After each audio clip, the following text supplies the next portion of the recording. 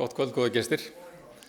Ég bjóð ykkur hjartalega velkomin hér á annan fyrirlesturinn í þessari fyrirlestarröðum spádóma ritningarinnar.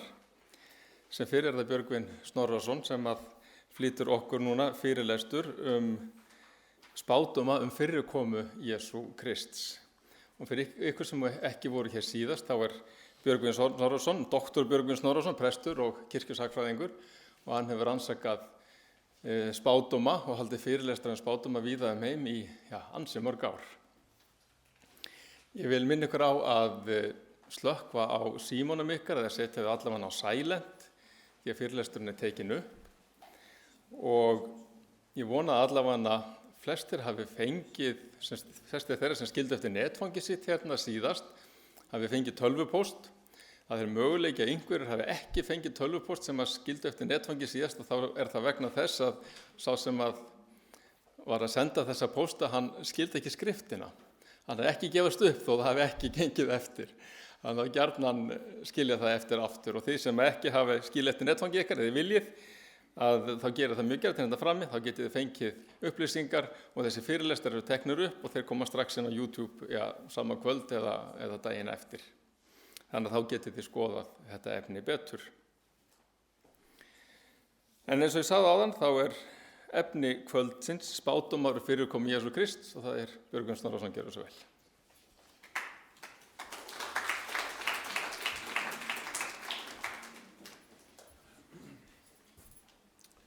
Komið öll blessuð og sæl og takk fyrir síðast. Takk fyrir að leggja í það að koma aftur. Það mjög ánægjulegt.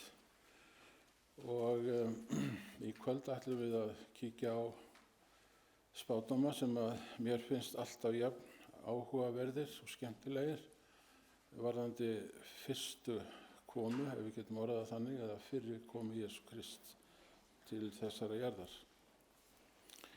Nú síðast fjölluðum við spádómana í Daniel 2 og ég sagði eiginlega ekki neitt steinin sem losnaði og muldi allt líkneskið. En það munum við gera á þriðjudaginn næsta þegar við fjöllum endurkomu Jesú Krists og spádóma sem tengjast endurkomunni. Og ég held að það sé svona með áhugaverðari efnum fyrir okkar tíma. Og við byggjum þann fyrirlestur að verulegu leyti á Mattheus 24. En þar skilnaðaræða Jesú Krist skráð þegar hann að svara 2 spurningum lærisveinanna, annars vegar varðandi eyðingu í Jerúsalem og hins vegar táknin sem myndu sjást áður en hann kæmi aftur. Án þess að þessi tákn gefur til kynna daginn eða stundina, þá þau engu að síður til viðmiðunar. Og ég myndi nú ekki eftir því síðast, en ykkur velkomið að spyrja spurninga í lokin og ég skal gera mitt besta til að svara þeim. Og ég segi svona eins og sumir sem eru spurðir, veist þú ekki allt? Og þá svarið á móti, án þess að vera mjög hrokafullur, jú svona hér bil. Við segjum ekkert meir það, en það auðvelt fyrir mig að viðurkenna mína vanþekkingu ef það að ræða. En eins og þið sjáið á þessari mynd, að þá hérna fallegt jólakort sem að svona greinir frá fjárhirðunum á sinn hátt. Og ég verð að segja það að ég tilheyri þeim börnum sem að hlakka alltaf til jólana. Mér skiptir engu máli það sem stundum verið að gagnrýna að þetta séu bara svona átveisla og gjafahátíð. En fyrir mig þá verð ég að játa það, mér finnst maturinn góður og gjafirnar ánægjulegar. en það sem að skipti mig þó mestu máli er að minnast þess að Jesús kom í þennan heim eins og hann hefði lofað. Og þó við vitum ekki nákvæmlega hvenær Jesús fæddist, að þá er engu að síður jólin orðin kristin hátíð. Sumir reyna að tengja jólin við heiðni. Ég sé enga ástæðu til þess, vegna þess að hefð jólahaldsins er það löng og það falleg að fyrir mig er þetta kristin hátíð og ég hlakka alltaf til jólanna, ég verð að játa það. En það segir í Jóhannesarguðspjalli að Jesús hafi vitað fyrirfram allt sem myndi gerast í lífi hans og hversu snemma hann vissi allt er ekkert sagt en maður reiknar samt með því að hann frá 12 ára aldri allavegana er farin að gera sig grein fyrir sínu hlutverki.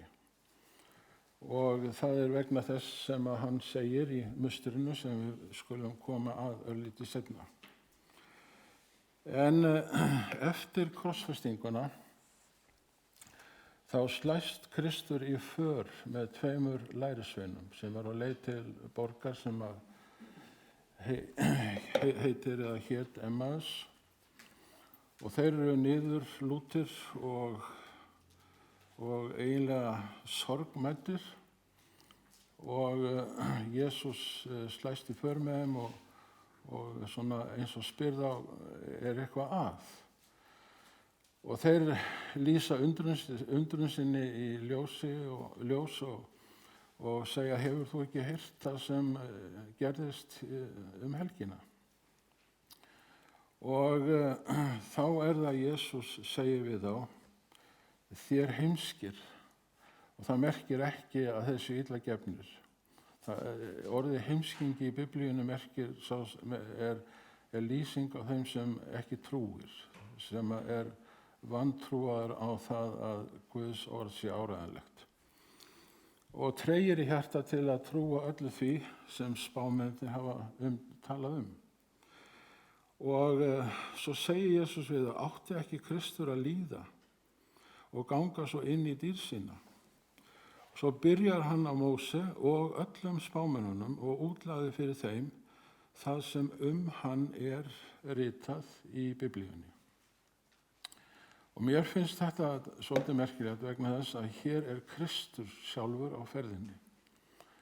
Og hann hefði getað notað sig sem nokkurs konar heimild áreiðanleik þess sem hafði gerst helgina, en hann kýs að gera það ekki. Hann kýs að vísa þeim til Biblíunnar og biður þá eða spyr þá þegar hann er búinn að fara yfir Móse og spámennina, er þetta ekki rétt hjá mér? Stendur þetta ekki allt í ritningunni? Af hverju treystið ekki orðinu sem Guð hefur þó gefið ykkur? Og mér finnst það mjög þýðingarmikið að Kristur skuli leggja þessa áherslu á trúverðugleika Biblíunnar. Nú skal ég játa það fúslega að ég skil ekki hvert einasta orð sem þar stendur, vegna þess að sumt þurfum við fornleifafræði hugsanlega og betri söguþekkingu til þess að skilja konungabækurnar og Samúelsbækurnar og dómarabókina og svo framvegis. En engu að síður skiljum við nóg sem lesum Biblíuna okkur til sáluhjálpar. Það held ég að fara ekki á milli mála. Og þegar að þeir nálgast heimilið þá lætur Kristur í ljósi að hann vilji bara halda leiða sinnar, en kvöldið er að koma og þeir biðja hann endilega að koma inn og neita kvöldverða með þeim og bara dvelja nóttina ef svo bæri undir. Og þegar þeir eru sestir að snæðingi og Jesús tekur brauðið, blessar og færir þakkir að þá opnast augu þeirra og þeir sjá að þetta er Jesús. Og það náttúrulega snart hjörtu þeirra gríðarlega mikið, það hlýtur að vera, að hafa fengið þá náð að ganga með upprisnum frelsara sínum og bjóða honum til kvöldverðar. En fyrsta skipti sem að við lesum loforð í Biblíunni að Jesús muni koma og friðþægja fyrir misgjörðir okkar mannanna er að finna í 1. Mósebók og 3. kafla og 15. versi. En þar er sagt að sæði konunnar, þar að segja afkomandi konunnar, muni merja höfuð hinnar gömlu slöngu höggorms sem heitir Satan og djöfull. En aftur á móti mun óvinnunum takast að merja hæl Jesú Krists og er þar átt við krossfestingu hans og það eru þjáningar sem hann þoldi frá því að hann er tekinn til fanga í Getsemani og fluttið til yfirheyrslu, pyntaður, hættur og svo framvegis sem við komum að svolítið seinna. En eins og Páll postuli segir, sumum finnst hann stundum vera svolítið harður í garð konunnar. Ég held að hann sé það ekki þegar vel er að gáð. Því að hann bendi meðal annars á að án konunnar hefði Kristur ekki getað gerst maður. Því að hann þurfti að fæðast inn í þennan heim. Og það er eitthvað sem að við karlmenn getum ekki boðið upp á. Þannig að konan í Biblíunni, hún skiptir miklu máli og til eru bækur sem að fjalla konur sem hetjur í Biblíunni. Það fyrsta sem að Guð gerir eftir svokallað syndafall, þegar að Adam og Eva eru orðin nakin. Og hér er svolítið orðaleikur á hebreskri tungu. Það er sagt að þau hafi verið nakin og ekki blygðast sín. Og það sem felst í þessum orðum er það að þau hafi verið saklaus og höfðu ekkert til þess að skamma sín fyrir. En eftir syndafallið þá afklæddust þau sakleysi sínu og það sem fylgdi í kjölfarið voru ásakanir. Þegar Guð spyr Adam, hvað hefur þú gert? Þá segir Adam, ég ger ekki neitt. Það var þessi kona sem þú gafst mér. Og þegar Guð þá spyr konuna, býtur hann við, hvað gerðir þú þá? Ég ger ekki neitt, sagði konan. Það var þessi hallaris höggormur sem þú skapaði sem að blekkti mig. Og hérna sjáum við fyrsta rifrildi sögunar, fyrsta misklíð. Og það er þennan misklíð sem að Jesús kom til þess að fjarlægja.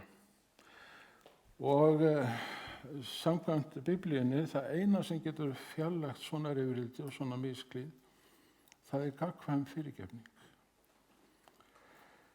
Hún getur læknað verstu sár. En við mögum ekki heldur gera fyrirgefninguna að svo ódýrri vöru að sá sem glæp hefur framið sé meðhöndlaður eins og ekkert hafi í skorist. Það er ekki hægt. Menn verða að bera ábyrgð á gjörðum sínum.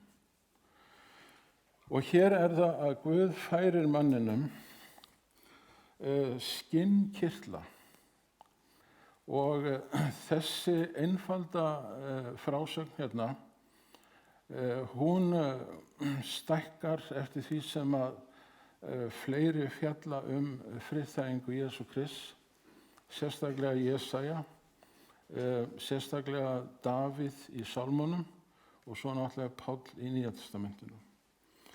En það sem hér hefur gerst er það að dýr hefur dáið og kirtlar urðu til úr skinni. og syndin þannig að hún krefst dauðafórnar. Þetta hljómar kannski dálítið alvarlega, en staðreyndin nú samt svo að ef þú skuldar 1000 krónur, að þá losnar ekki við skuldina fyrr en þú ert búin að borga 1000 krónur. Þú getur ekki borga bara 999. Og þannig það líka með fyrirgefninguna, að hún verður til þegar Kristur borgar auga fyrir auga og tönn fyrir tönn og svo framvegis.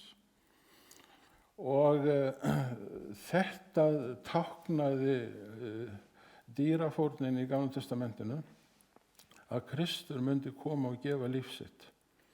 Og með lífgjöf sinni þá myndi hann öðlast réttin til fyrirgefningar og líka til þess að tilreikna manninum réttlæti sitt. Það að segja að það sem frelsar þá mannin bæði fyrirgefningin og þetta réttlæti Jesú Krist sem að okkur tilreiknað. Og á fimmtudaginn ætlum við að fjalla fagnareindið, og þá ætlum ég að fá Lúther töluvert að láni, því að hann bjó til mjög fallega setningu. Ég kann enga latínu, ég kann þessa setningu á latínu og 2-3 aðrar. Hann sagði frelsunina simul justus et peccator. Leið og ég réttlátur vegna fyrirgefningarinnar og tilreiknas réttlætis, ég áfram ófullkomin, en samt fullkomin í augum Guðs, vegna þess að ég íklæddur skikkju réttlætis Jesú Krist og fyrirgefningar hans. Og það það sem þessi mynd táknar hérna með skinnkirtlana. Móse, Nói, hann trúði líka þessu fyrirheiti, og það má til sannsvegar færa að í flóðinu þá hvarf Nói niður til heljar, því að vatn lauk örkina á alla vegu, hvorki meira né minna en í 40 daga. En Nói hann trúði því að Kristur gæti frelsað hann úr þessum heljargreipum flóðsins. Og Páll notar reynslu Nóa til þess að útskýra skírnina, sem gengur út á það að okkur á vissan hátt drekkt í vatni, og svo rísum við aftur upp á vatninu eins og Kristur, sem að minnir okkur á boðskapinn það að þótt við deyjum, þá höfum við gengið yfir til lífsins vegna upprisunar, og þessum boðskap trúði Nói og boðaði. Og ég ætla að staldra aðeins stuttlega við Abraham, en hér aftur á ferðinni mjög skemmtileg yfirlýsing. Abraham hefur ekki notið þeirra blessunar þótt aldraður sé að eignast barn, og hann var ekki viss að hann myndi eignast barn, og það merkilega að Guð lét hann bíða hann til að hann gat ekki eignast barn, og kona hans gat heldur ekki eignast barn, og þá var það að Guð greip inni og gerði þau bæði frjósum. En hér sem sagt Abraham í þungum þönkum, og Guð kemur til hans og segir við hann: lít upp til himins og tel þú stjörnurnar ef þú getur talið þær. Og hann sagði við hann: svo fjölmennur skal niðji þinn verða. Og svo kemur þessi merkilega setning: og drottinn, af því að Abraham trúði þessari yfirlýsingu, reiknaði honum það til réttlætis. Nú, þú munt ekki finna þessa setningu þýdda svona því miður í Biblíun okkar, en En þessi niðji sem hér er verið að fjalla það er Kristur, því að Páll segir í Galatabréfi að fyrirheitin voru gefin Abraham og afkvæmi hans. Það stendur ekki afkvæmum eins og marga væri að ræða, heldur afkvæmi þínu eins og þegar einn er að ræða og það er Kristur. Því sem Abraham trúir er þá þetta að þótt hann sé ekki búinn að eignast son, þá muni hann sjálfur eignast son og niðjar munu fæðast af syni hans og barnabörnum og að lokum mun niðjinn koma Jesús Kristur til þess að friðþægja fyrir misgjörðir okkar mannanna. Þessu trúði Abraham að Kristur myndi koma og það var honum reiknað til réttlætis. Þegar Kristur er að spjalla við Nikodemus kvöld eitt eða nótt eina, að þá notar Kristur mynd af sjálfum sér sem að var til þegar að Ísraels líður möglaði á leið sinni frá Egyptalandi eyðimörkina til fyrirheitna landsins.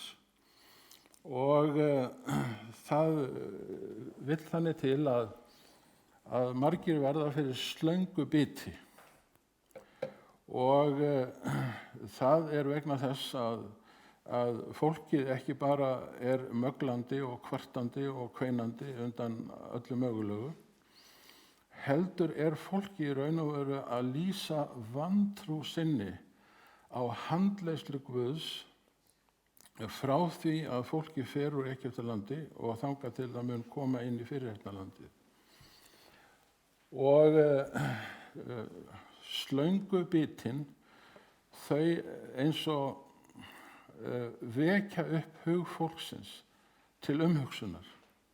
Og þá er það að Móse tekur stöng og býr til snák úr kopar og situr á stöngina.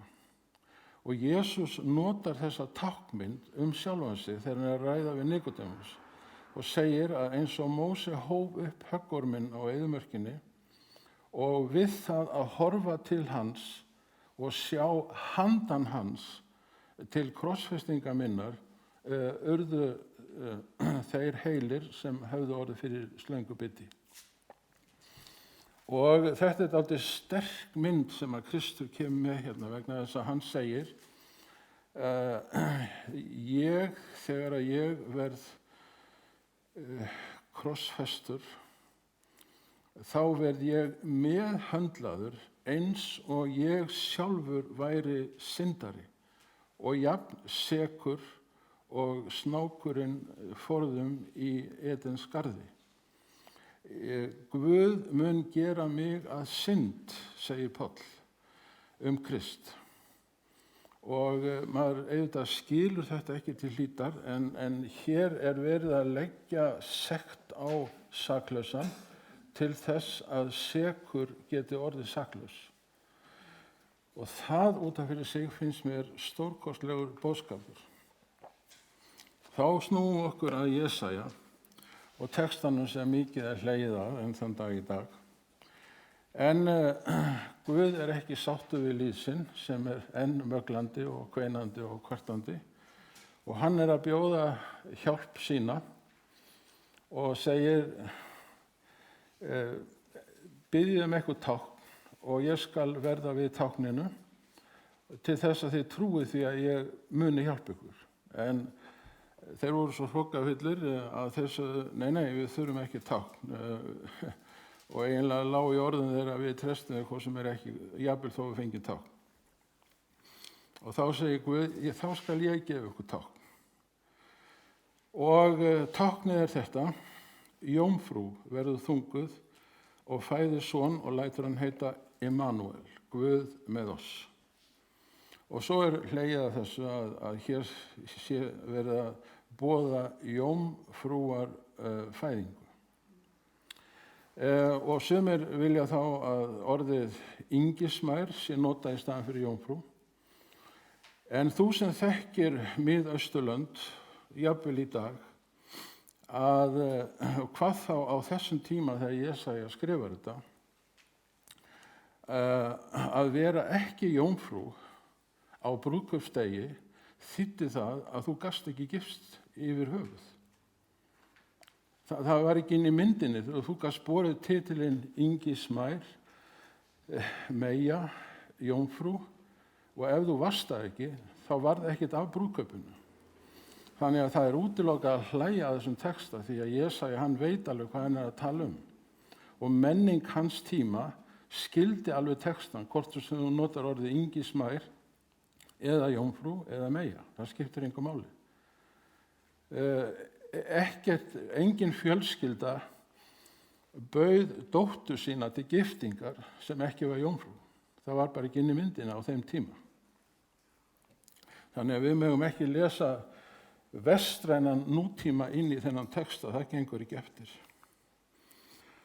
Og bara svona til gamans að þá stendur í Daníelsbókinni að það muni koma skattheimtumaður, og þessi skattheimtumaður, hann hét Ágústus og var keisari, og hann tók það ákvörðun að skrásetja skyldi alla heimsbyggðina sem að var og gert, og það hafði það í för með sér að þessi spádómur hérna hjá Míka rættist. Þú Betlehem Efrata, þótt þú sért ein minnst af héraðsborgunum í Júda, þá skal þó frá þér koma sá verða skal drottnari í Ísrael, og ætterni hans vera frá liðinni öld, frá fortíðardögum. Í raun og veru stendur í hebreska textanum frá eilíð. Það er að segja, hér verið að boða holdtekju Guðs sjálfs, það er að segja Jesú Krist, og að hann muni fæðast í Betlehem. Og ástæðan fyrir því að hann fæðist þar vegna þess að Ágústus gaf út þessa skipun, og þar með þurftu hjónin að fara frá Nasaret til Betlehem, og þar fæddi hún son sinn.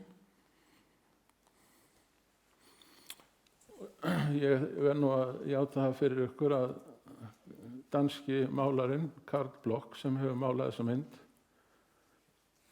hann í mjög miklu uppáhaldi hjá mér. Ekki það að það skipti neinu máli fyrir hann, því að hann það stórlistamaður að mitt álit myndi vega lítið á vogarskálum, en hann hefur málað marga myndir fyrir marga kirkjur, og þær eru allar jafn yndislegar, ég má orða það þannig. Og bara svona til gamans að þá þýðir Beth hús og Lechem þýðir brauð, og Jesús talar sjálfan sig sem brauð lífsins, og þetta brauð fyrirgefning hans, og sá sem etur af fyrirgefningu Jesú Krist, hann verður aldrei hungraður og hann mun aldrei þyrsta, því að fyrirgefningin svo fullkomin að algjör sáttargjörð kemur í kjölfarið. Og ég veit ekki hvort ég má skjóta þið hérna svona inn á milli línanna, en góður íslenskur rithöfundur, Ofur Snjall, út af því að Betlehem þýðir brauðhúsið, talar einhverstaðar Jón úr brauðhúsum. Sennilega kannast við það. Hér önnur mynd, einfaldari málverk, en mjög talandi og fallegt málverk þessa komu Jesú í þennan heim. Og hugsið ykkur Guð sem að öllu ræður og öllu stýrir, svona eins og við segjum allavega okkar á milli. Hann stýrði ekki þessari atburðarás. Hann lét hana bara fara sína leið, getum við sagt. Og sonur Guðs, hann fæðist í gripahúsi og lagður í jötu. Og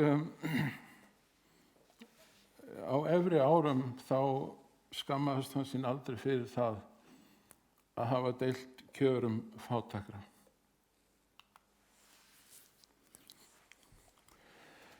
Og þá eru það vitringarnir sem bjuggu þarna nálagt ánni Efrat og þeir lásu 4. Mósebók, 24. kafla og trúðu því að stjarna myndi birtast á himnum þegar að Jesús fæddist. Í raun og veru var Jesús þessi stjarna. Þeir misskildu textan að pínulítið þannig að þeir héldu að stjarna myndi birtast á himnum. Og mér finnst það undursamleg hugsun að Guð skyldi heiðra misskilning þeirra á textanum og láta stjörnu birtast bókstaflega til þess að segja þeim að nú væri stjarnan sem rynni upp á Jakob og væri veldissproti Ísraels, að þessi stjarna væri fædd. Og þeir fylgdu stjörnunni og fundu barnið í Betlehem, í gripahúsinu. Og sjáuði nú andartak, vinir, hérna eru vellauðugir menn á ferðinni miðað við gjafirnar sem þeir gáfu. Og þeir trúa því að þetta litla barn, ómálga, í jötu, í gripahúsi, sé sonur almættisins, kominn til þess að friðþægja fyrir misgjörðir okkar mannanna. Vitið það, í hversin sem ég fjalla þetta á jólum, þá er ég alltaf jafn undrandi þegar þessi orð hrynja af vörum mínum sem að segja okkur frá trú þessara auðmanna, höfðingja og af hverju trúðu þeir? Jú, vegna þess að ritningin sagði það. Þess vegna trúðu þeir. Og hvort þeir voru 3 eða 4 eða 5, það vitum við ekki. Það stendur ekkert það í Biblíunni, en þeir koma allavega með 3 konar gjafir. Og hér er tragískur spádómur sem greinir frá því hjá Jeremía að hinn morðóði Heródes konungur muni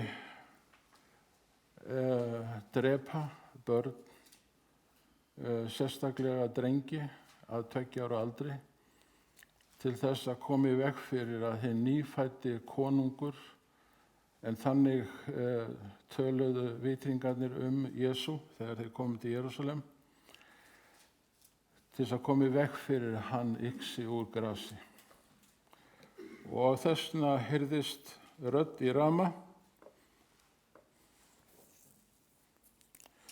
harma kvein og beiskur grátur.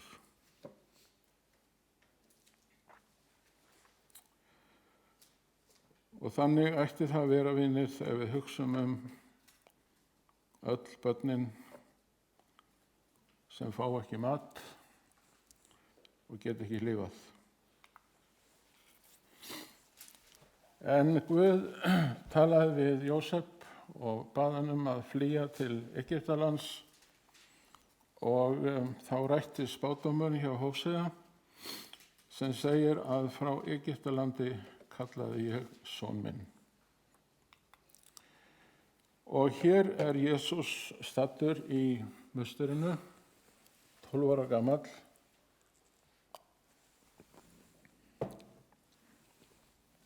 Og hann er svo fróður vegna lesturs í ritningunni að fræðimennirnir eru furðulostnir.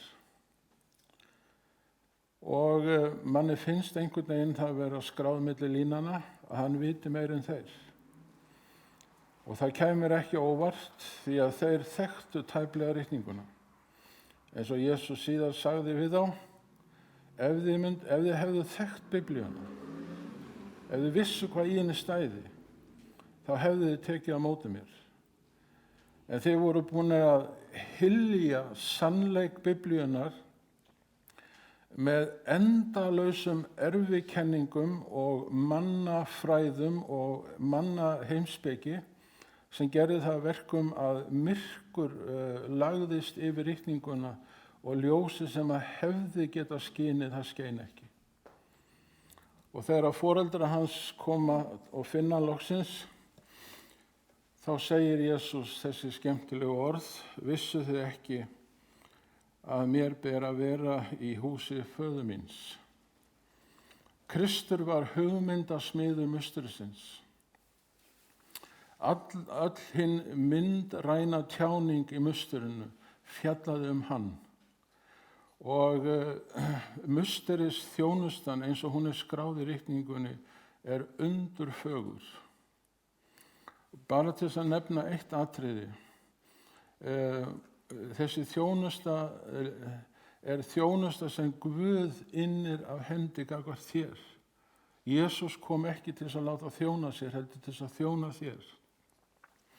Og þjónustan fjallar fyrirgefningu fyrir viljandi syndir, óviljandi syndir, ófullkomleika okkar mannana með fórninni sem var á altarinu 24 klukkstundir eftir að þetta lambuna hefði verið slátrað. Þannig að eins og Davíð segir í 23. sálmi Davíðs, Davíðs, bikar minn barmafullur. Fyrirgefningabikarinn svo fullur af fyrirgefningu að leið að þú ert búin að fá þér einn sopa, þá fyllist hann upp að börmum aftur. Þannig að þú getur aldrei tæmt þennan reikning á himni.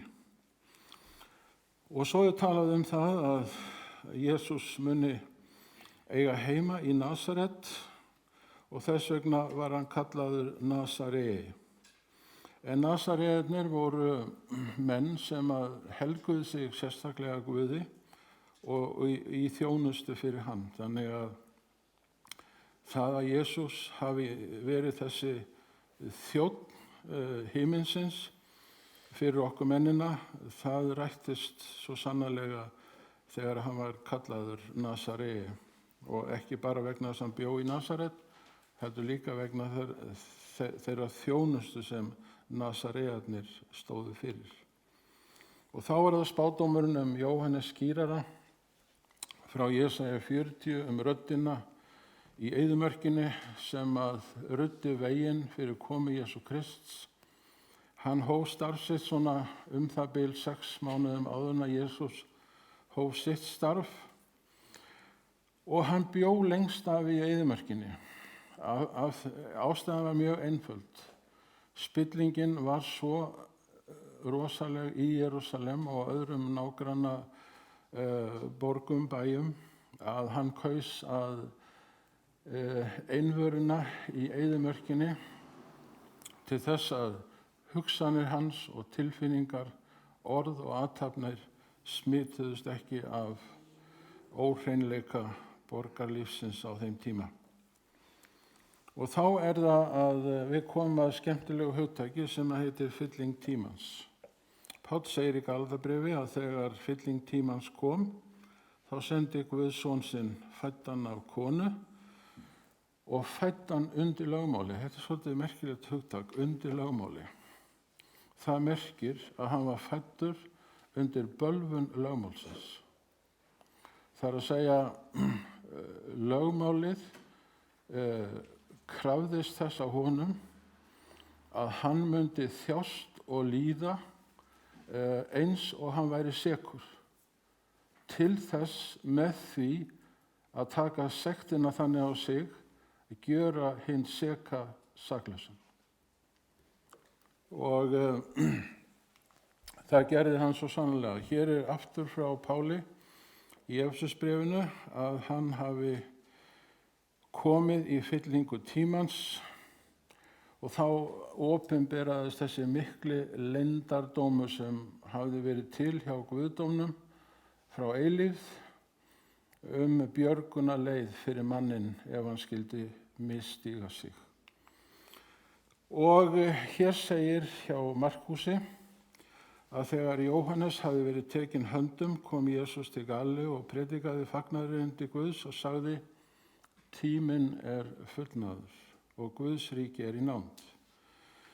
Gjörið iðrun og trúið fagnaðarerindinu. Jesús er hérna 30 þegar hann byrjar starf sitt. Og hvað er það sem að ritningin á við með þessu orði: tíminn er fullnaður? Hér er svolítið langur texti, við skulum ekki lesa hann allan, en við komumst að því að fylling tímans er uppfylling á spádómsorði í 9. kafla Daníels bókar. Því að Kristur mundi koma í fyllingu tímans til þess að stöðva, eins og segir þarna efst, lögleysi mannanna til fulls, innsigla vana syndina, friðþægja fyrir misgjörðir, leiða fram eilíft réttlæti, staðfesta vitrun og spámenn og vígja hið allra helgasta. Og hér er verið er tekið saman allt það sem að Jesús myndi gera í fáeinum orðum. Og hvenær myndi þetta gerast? Jú, frá því að konungleg skipun endurreisn Jerúsalem útgekk og til höfðingjans Messíasar eru 70 sjöundir og 62 sjöundir. Torg og stræti munu endurreist verða. Og svo 27. versið sem þú sér þarna: eftir þær 62 sjöundir mun Messías afmáðu verða, þar að segja hann verður tekinn af lífi, og enginn stendur honum við hlið.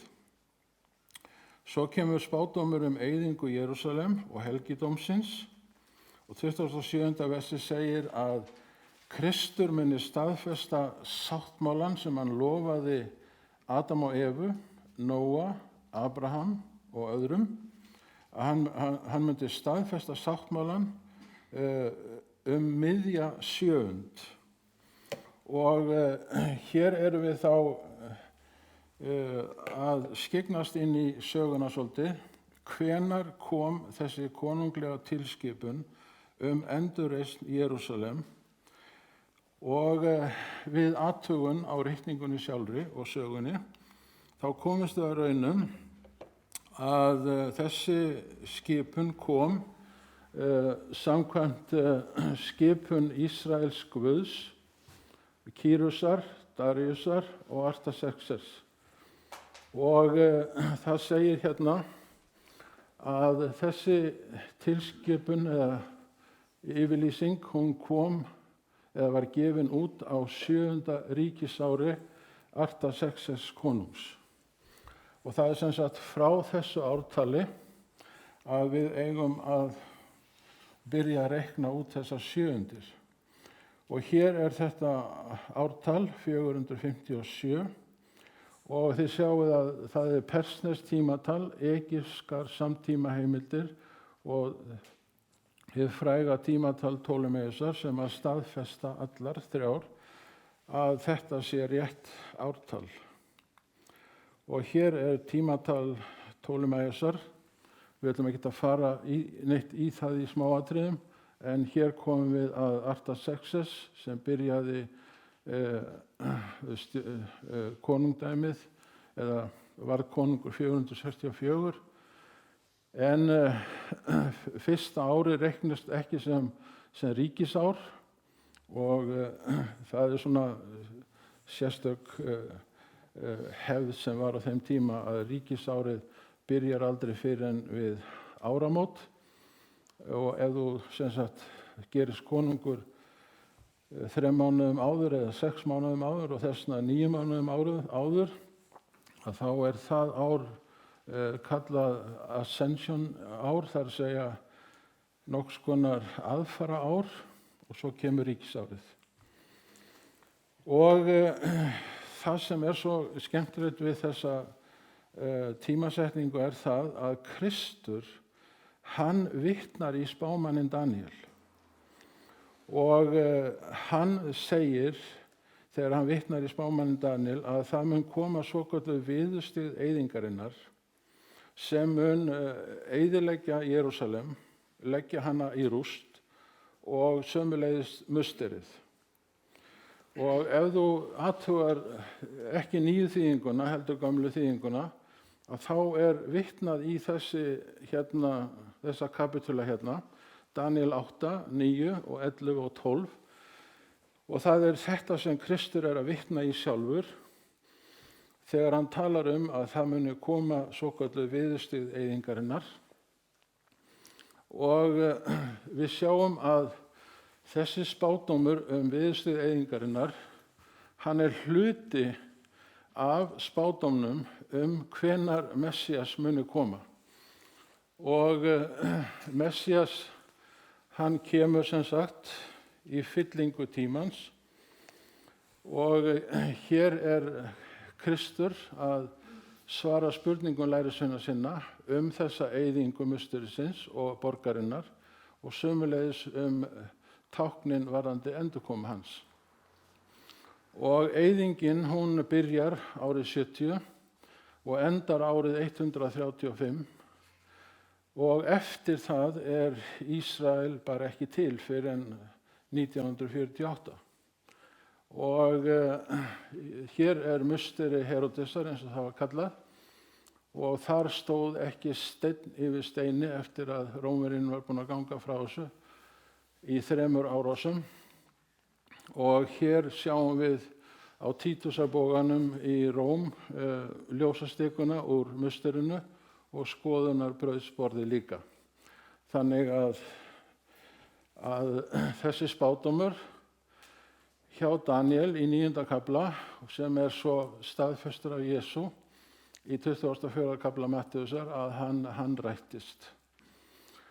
Og hér segir að frá því að þessi konunglega skipun endurreisn í Jerúsalem, þar að segja eftir herleiðinguna til Babýlonar og til höfðingjans Messíasar 7 sjöundir og 62 sjöundir.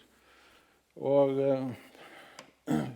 1 sjöund, hérna mismunandi þýðingar, dönsk þýðing og enska þýðingar og hérna norsk þýðing, færeysk þýðing ætla ég að segja og norsk þýðing og sjöund merkir bara 1 vika.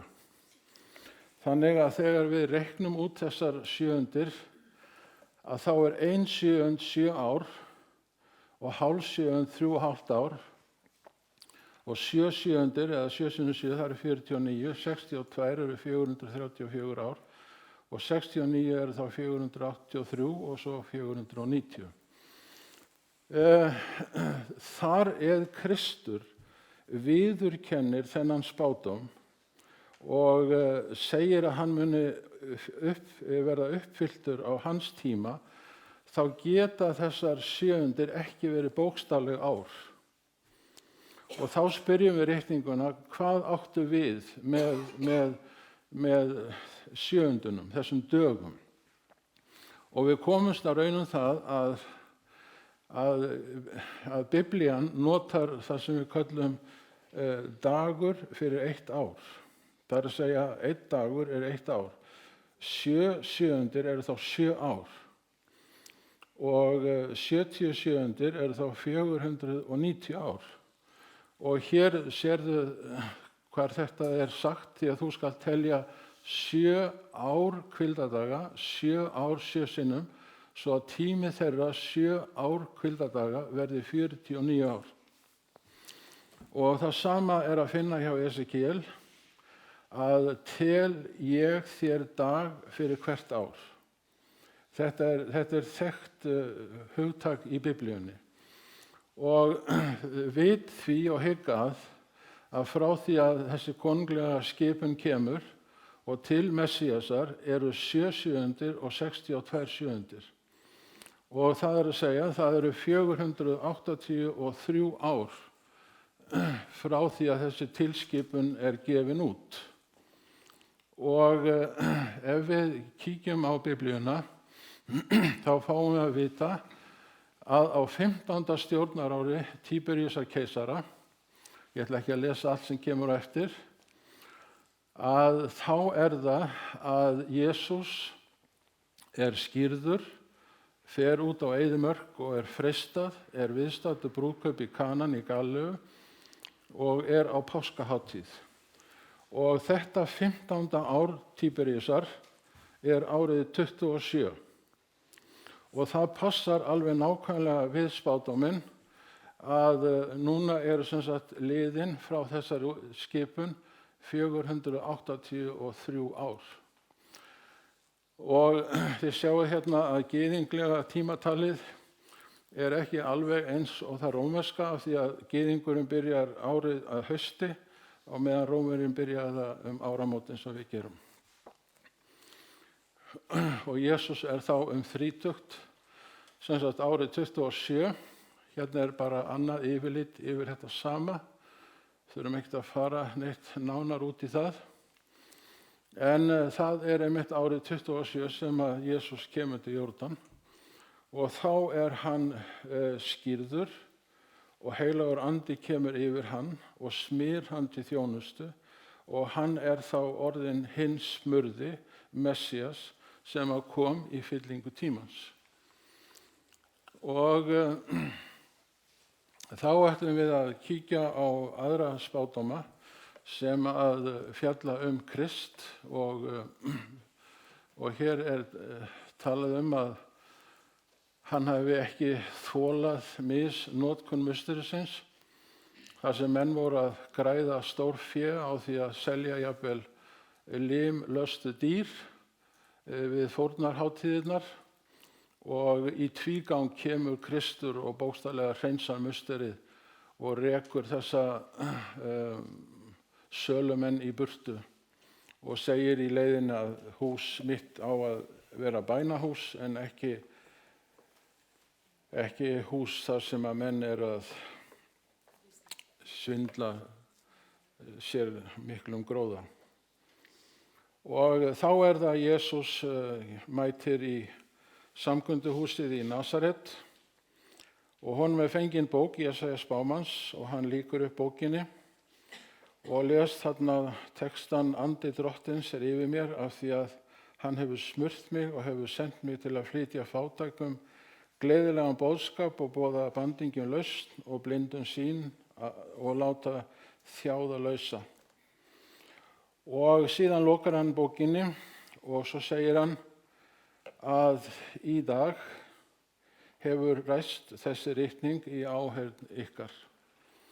Og íbúar Nasaret urðu svo æfir að hann skyldi voga sér að tileinka sér þennan texta, að hann væri uppfylling á komu hans, að þeir hefðu tekið hann af lífi, hefði ekki Guð gripið í taumana. Og við höfum talað það að Jesús hafi vitað allt vegna þess að hann þekkti Biblíuna. Og nú erum við að nálgast sem sagt tíman eftir þessar 62 sjöundir og þá mun Messías afmáðu verða og það stendur honum enginn við hlið. Og svo segir hérna í spádómnum að miðja sjöundina, það að segja þegar síðasta sjöundin kemur af þessum 490 árum, þegar að síðasti hluti þessa tímabils kemur og sem sagt 7 ár, að þá mun Kristur gefa líf sitt miðja sjöundina, það að segja 3,5 ár eftir að hann byrjar að starfa sem Messías. Og hérna sjáum við þetta aftur, við ætlum ekki að fara neitt nánar út í þetta, en frá árinu 457 þá fáum við þarna árið 27 og 31 þegar Jesús krossfestur og svo rennur tímabil gyðinga þjóðarinnar út árið 34. Og það miðja sjöundina sem að Jesús þá krossfestur eins og segir í spádómnum Og ástæðan fyrir því að ég er með 0 þarna er einfaldlega vegna þess að þegar við förum frá einu árþúsundi til annars, þá þurfum við að taka árið 0 með.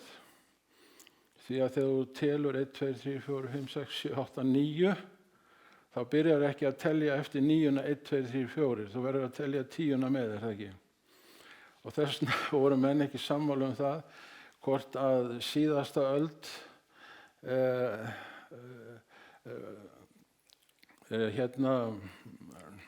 hafði með í sér árið 2000, því það eru raun og veru 10, og svo byrjar að telja 1, 2, 3, 4, það er nýja öldin. En menn gátu ekki komið sér saman um það, og flesti vildi bara árið 2000 væri byrjun á nýri öld, en það er raun og veru síðasta ár aldarinnar undan.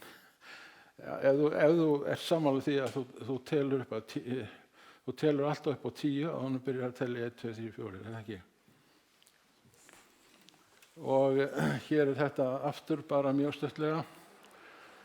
En hér er eitt spádómur í viðbót, að konungurinn mun koma sigursæll, lítillátur og ríður asna, ungum ösnufóla. Og sumir eiga svo erfitt með að sjá að Guðspjöllin 3 eru algjörlega samdóma að þetta er ösnufóli sem hann kemur á. En menn þurfa stundum að snúa út úr hlutunum þó að það sé nú ekki eiginlega hægt. Og túlkunin á þessu er einfaldlega svo að hann kom ríðandi á ösnufóla vegna þess að hann kom sem friðarkonungurinn, ekki sem konungur hernaðar ríðandi á hesti. Og finnst mér það mjög falleg mynd af Kristi. Og hér er hann að greina frá því að við kvöldmáltíðina, þetta er auðvitað myndin fræga, að sá sem að neytir máltíðar með honum muni svíkja hann. Og það fór svona hrollur lærisveinana og þeir fóru að spyrja sig að því, er það ég eða er það þú? Og svo kom það náttúrulega í ljós hver það væri sem að myndi svíkja hann. Þetta er japanskur listamaður sem að hefur málað á mjög átakanlegan hátt, finnst mér, svik Júdasar þegar hann selur höfðingjan og meistarann og Messías og frelsarann Jesú Krist fyrir 30 silfurpeninga. Og það stendur meira að segja hér í spádómnum að leirkers smiðsakur verði keyptur fyrir þennan pening sem að Júdas kom og fleygði fyrir fætur leiðtogana og þeir bara svöruðu honum eiginlega á þann veg, þetta er þitt mál, okkur kemur þetta ekkert við. Og hér kemur hann og svíkur hann. Og ég held að það sé réttur skilningur að þetta var engin skyndi ákvörðun hjá Júdasi. Hann var búinn að missa alla virðingu fyrir Jesú, þrátt fyrir allt það sem Jesú sagði, gerði og var í raun og veru. Hann var lengi búinn að stela úr pingjunni. Hann gætti pingjunar fyrir lærisveinahópinn og hirti úr henni svona eftir þörfum fyrir sjálfan sig, og þannig þurrkaði hann út samvisku sína, virðingu fyrir Jesú, virðingu fyrir vinum sínum, og það endaði allt öðruvísi en honum nokkuð tíman hefði getað ímyndað sér, og með því að svíkja meistarann sjálfan. Og hér er spádómur frá Jesaja að hann bauð bak sitt, og bæði Pílatus og Heródes létu húðstrýkjan, og hann bauð kinnar sínar þeim sem að slógu, og hann byrði eigi andlit sitt fyrir háðung, og sumir meira að segja hræktu á hann. Og það er með ólíkindum hvað manneðlið getur verið ógeðslegt þegar að allar siðferðishömlur eru horfnar, að þá er eins og hyldýpi spillingar bara opnist og það er ekki við neitt ráðið. Þetta eru bara svona svipmyndir frá þessari pínu sem að Kristur varð fyrir og þeirri háðung sem að hann þurfti að líða. Og hér er ágæt mynd af honum frammi fyrir annarkvort Kæfas eða annars æðsta presti. Þeir voru 2 á þessum tíma og þarna voru ljúgvottar og ljúgvitni og falskur framburður og alls konar ásakanir og Kristur hann þagði eins og sauður þegir þegar verið að klippa hann. En þegar hann var spurður að því hvort hann væri sonur Guðs, þá sagði hann, já, ég er það. Og við Pílatus sagði hann, ég er sannleikurinn. Og hann skoraðist ekki undan því að viðurkenna hver hann væri og til hvers hann væri kominn. Og þessi mynd er eftir Karl Bloch. Og við vitum það að þegar Kristur var í Getsemani að taka sína loka ákvörðun að stíga skrefið til fulls til þess að frelsa okkur mennina, að þá var það enginn sem að stóð honum við hlið. Hann var aleinn og mjög illa á sig kominn þegar að englar eða engill kom og þjónuðu honum. Og hér er auðvitað bara spádómur frá Sálmunum 1000 árum áður en að Kristur kemur. Og þar segir að hendur og fætur mínar hafa þeir gegnum stungið. Þeir gera allir gisa mér. Bein mín eru gliðnuð sundur, ég get talið þau öll.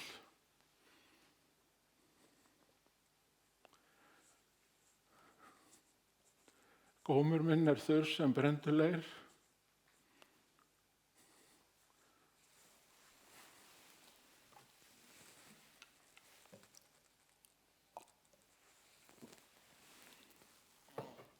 Ég held að sé ekki hægt að gera sér í hugarlund þjáninguna. Ég kann ofboðslega vel við þessa mynd eftir Salvador Dalí. Því að honum hefur tekist mjög vel, finnst mér, við það að skapa svona kyrrð, frið, sem að kemur svo vel í ljós á myndinni þegar að Kristur hefur gefið líf sitt. Það eru mörg orð sem svona mynd segir í raun og veru. Og hann er með illræðismönnum talinn, eins og Jesaja hafði spáð fyrir svona cirka 600 árum, 700 árum áður en að Kristur kom. Og Kristur þráði meðöngun og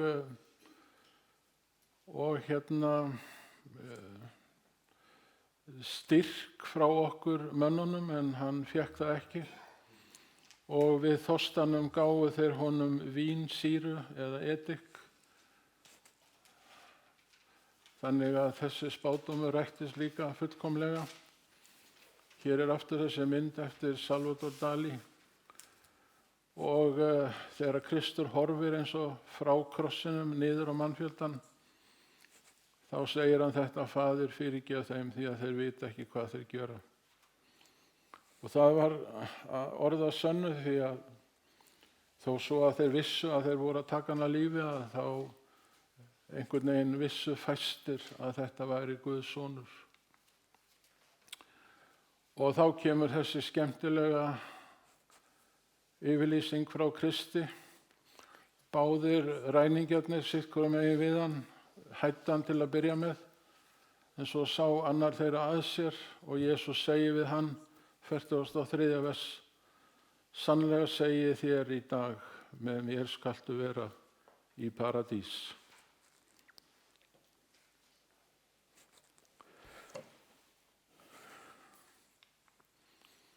Og þá það hermennirnir skipta með sér klæðum hans, eins og segir í sálminum, 1000 árum áður, og þeir kasta hlutum kyrtil minn vegna þess að hann var ofinn í eitt. Það var ekki hægt að taka hann í sundur. Og í staðinn fyrir að rífa hann í einhverja bita þá ákváðu þeir að kasta hlutkesti hermennirnir hver ætti að fá kyrtilinn. Og hér eru orð frá sálminum númer 22. 1000 árum áður að Kristus segir þessi orð á krossinum, Guð minn, hví hefur þú yfirgefið mig? Og bein hans voru ekki brotin eins og hjá hinum og hann var lagður í gröf ríks manns. Hér aftur bara þessi sami spádómur að það myndi ekki neitt bein verða brotið. Og það segir líka að líkami hans myndi ekki sjá rotnun því að hann myndi rísa upp áður en að það myndi geta átt sér stað. Þannig að spádómarnir eru bókstaflega að greina frá hlutunum í smá atriðum. Og hér hann þá lagður til hinstu hvíldar. Þetta aftur Karl Bloch sem hefur málað þetta. Og Karl Bloch líka málarinn á bak við þessa mynd þegar að Kristur rís upp og hefur þar með sigrað bæði illskuna og dauðan og frelsari fyrir þá sem vilja. Hann mun lífga oss eftir 2 daga og reisa oss upp á 3. degi til þess að við lifum fyrir hans augliti. Og þegar hann kemur og hittir lærisveinina og hinn Eva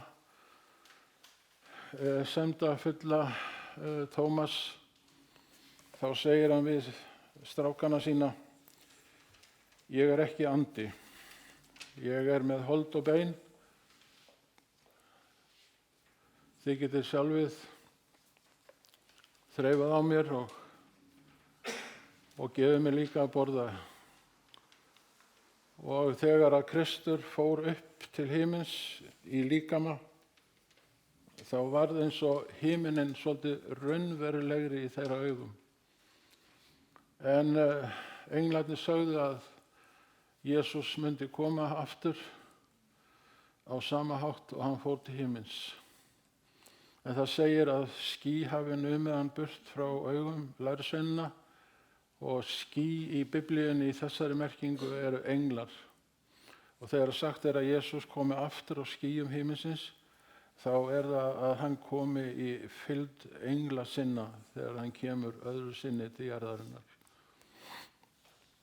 Og hann stígur þá upp til himins og sest við hægri hönd föðurins til þess að taka við ríkinu þegar þar að kemur. Hér eru fallegi sálmar, sérstaklega númer 2, en næst fáiði hann á blöðum ásamt fleiri spádómum úr Gamla testamentinu fyrirkomi Jesú Krist. Og hér segir í þessum sálmi að Kristur verði konungur á fjallinu helga og þá eilífðin tekin við. Og það munum við fjalla á þriðjudaginn, endurkomu Jesú Krists. Og eins og hann stóð við öll loforðin sem hann gaf í Gamla testamentinu að hann myndi koma, hvenær hann myndi koma, hvernig hann myndi koma, hvað hann myndi gera, eins getum við treyst því að hann kemur aftur. Og ég hef nú leyft mér að segja það þannig að hnötturinn okkar hann það lasinn að hann þarf að fara í viðgerð. Og ég var að horfa til þess að reyna aðeins að hvíla hugan í dag á norska stöð sem var að fjalla um hafið og fiskana í hafinu. Og samkvæmt einhverjum vísindamönnum sem vitnað var í að þá bara til fiskur næstu 40 árin. Ekki mín orð, ég get ekkert hvorki sannað né afsannað þessi orð. En við erum að fá svona erfiðar yfirlýsingar annars slagið. Og ég á börn og ég á barnabörn og meira að segja í 3. lið og hvernig verður framtíð þeirra. Ég held að við þurfum á Jesú að halda, við þurfum á skapara að halda sem getur gert við þennan hnött okkar þannig að við fáum nýtt gufukol og nýtt yfirborð og þar sem engin mengun til.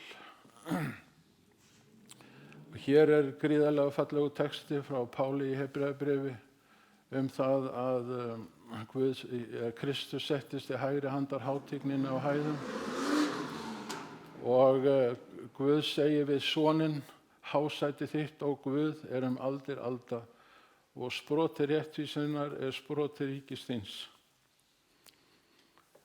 Og svo neðsta línan að Guð segir við soninn eftir að hann kominn til himna: sestu til hægri handar og ég mun leggja óvini þína að velli og síðan mun þú verða eilífðar friðar konungur á þessari jörðu.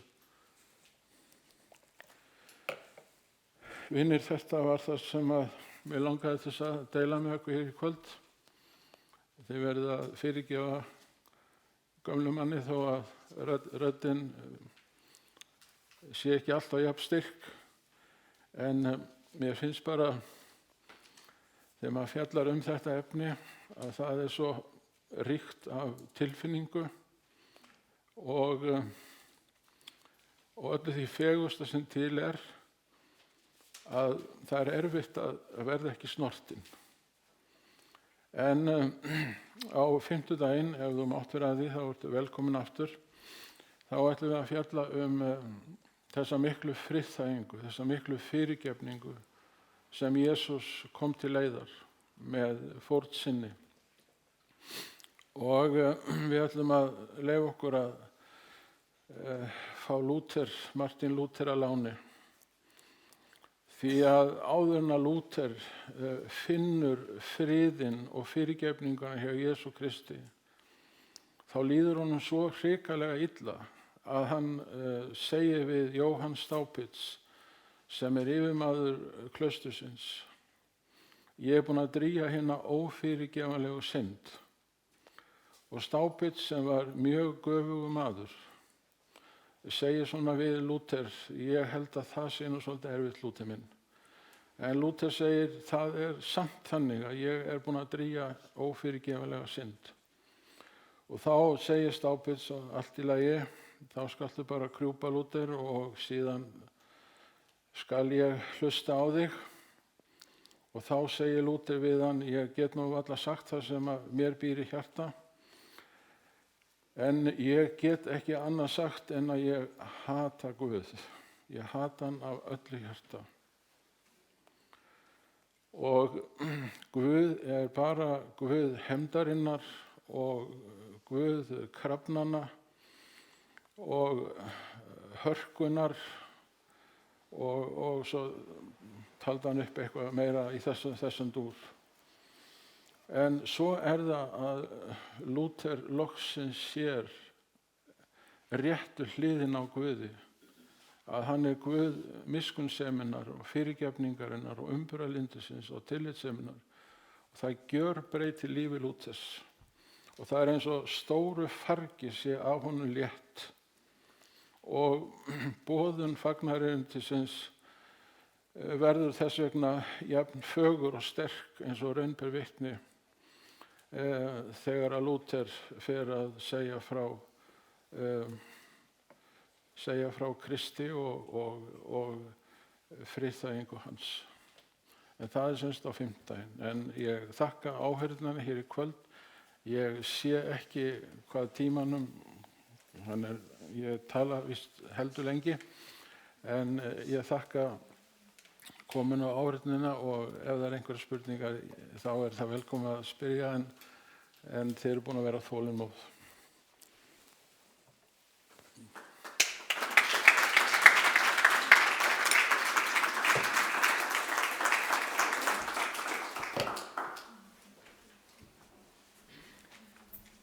Takk fyrir það, Björgvin. Er einhverjar spurningar?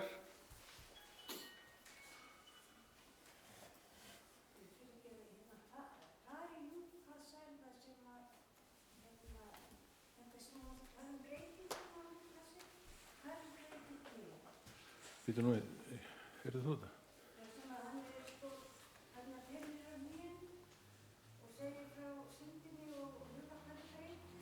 Hjá Lúther? Ég verð að játa það fyrir þér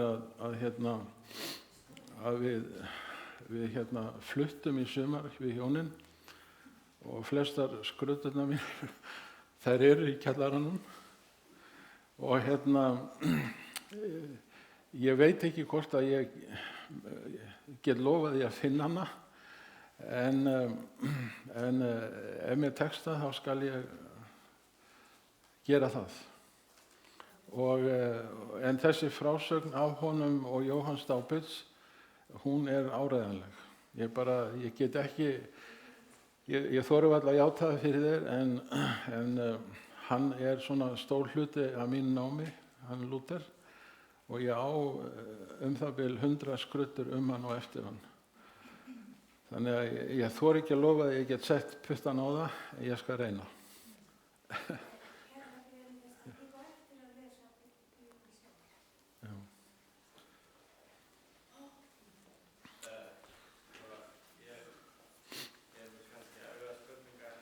Já. Mínum hefasemdum sem hafa alltaf verið í sambandi við kannski kjarna kristnitrú, það er að segja hvernig útskýrir það guðfræðilega að Guð er almáttugur. Af hverju þarf hann þá finnst manni eins og þessi óþarfi að fórna syni sínum af því að hann hefði getað stætti það er sem sé frekar fyrir okkur mennina heldur en fyrir Guð af því að hann er almáttugur.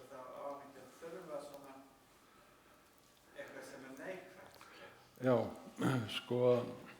þegar Jesús kemur til þess að nota nú bara orði Jesús sjálfs, þegar Jesús kemur til Jóhannesar til þess að biðja skýrn, þá segir Jóhannes við hann, ég get ekki skýrt þig, því að Jóhannes fann að hann væri óverðugur þess að skýra Jesú Krist. Og þá kemur Jesús með þessa yfirlýsingu að þú verður að skýra með Jóhannes vegna þess að ég er komin til þess að uppfylla allt réttlæti. Og Jóhannes, þú verður að greftra mig og reisa mig upp aftur því að ég er komin til þess að deyja og til þess að rísa upp aftur. En hann segir í leiðinni, þannig er ég komin til þess að uppfylla allt réttlæti.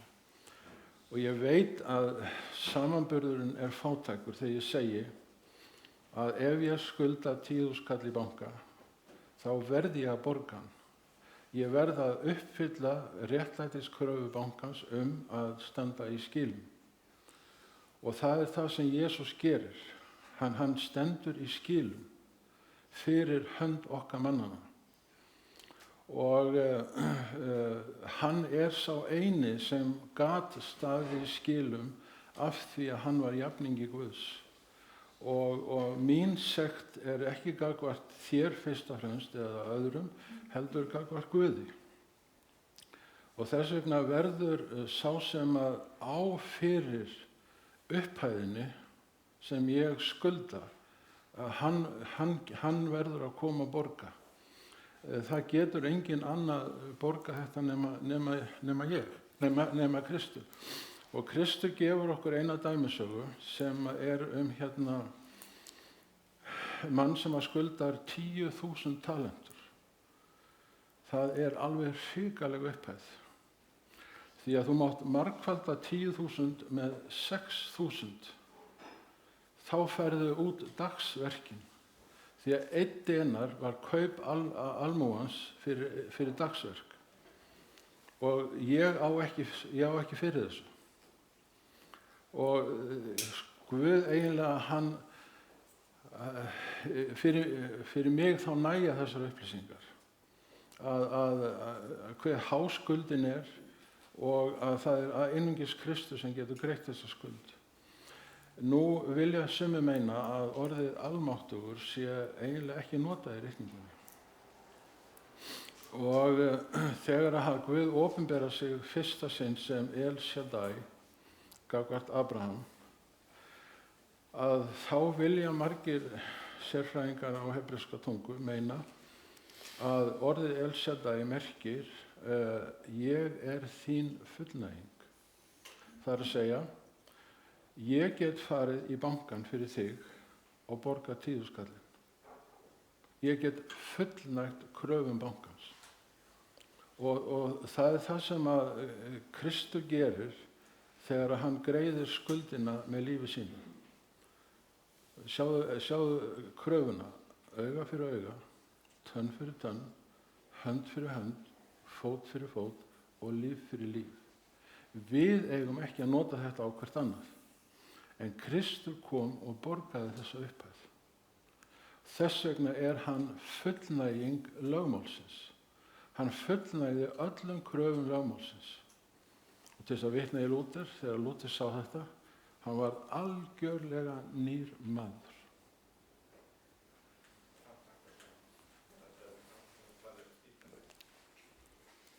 Eina spurningu í viðbót. Já. Nein. Með Krist og ef spáir í, hann í rauð og hvítu. Já. Amanita Muscaria, töfrasveppn, tengingin, við dulspeki og hvernig hann talaði til þess.